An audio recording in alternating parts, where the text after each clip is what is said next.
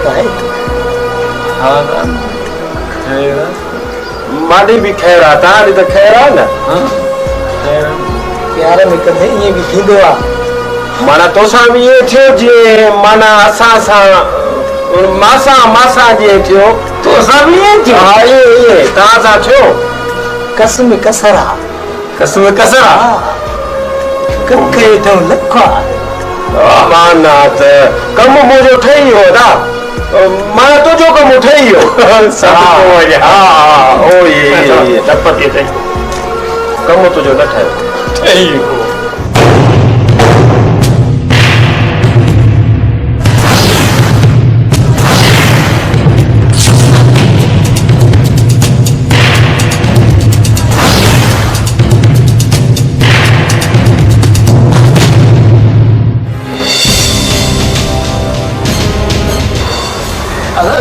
तो हो आजे सोनी तबर नहीं होता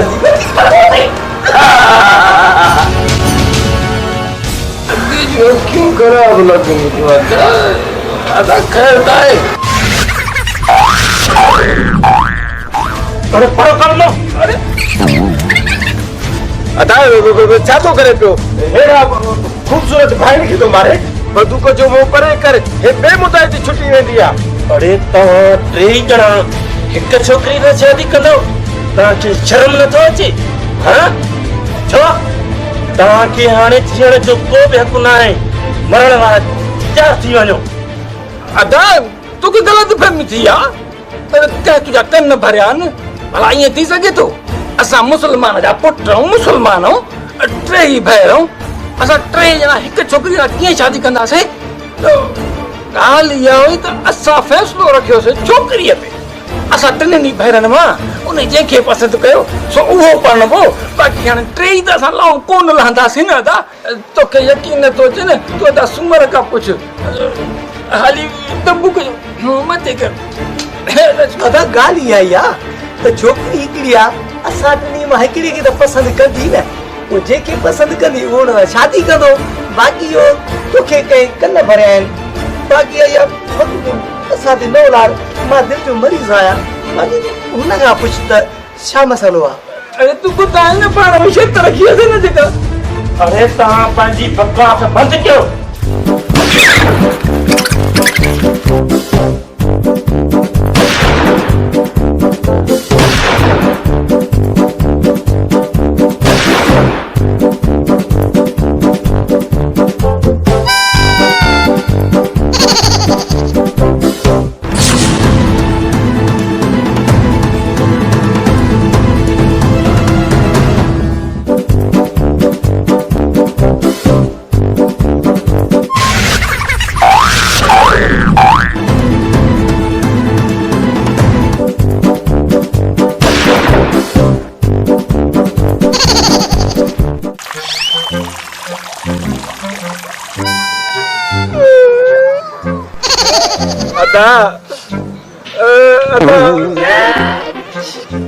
शर्म ही कोन तो के मुर्स मां थियो यान के अफारन ताजा मां दादू दादा की रहता हेडे दसो न सुमर मुर्स मां थी का गैरत कर ए शराफत आता दी सुमर तू तो पाण के चंदे न मां सियासतदान तना सियाणो हां हाने को कड मशवरो ए मशवरो अदे जो कयो ठीक आ हाने थोड़ी गाल मुजी गोर सा बदो हां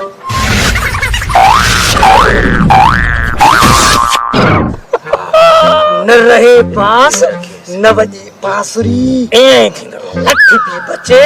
नांग भी मरे पाण के मुछड़ छातो समझे हां अरे की मुछन कटू ए थींदो हाने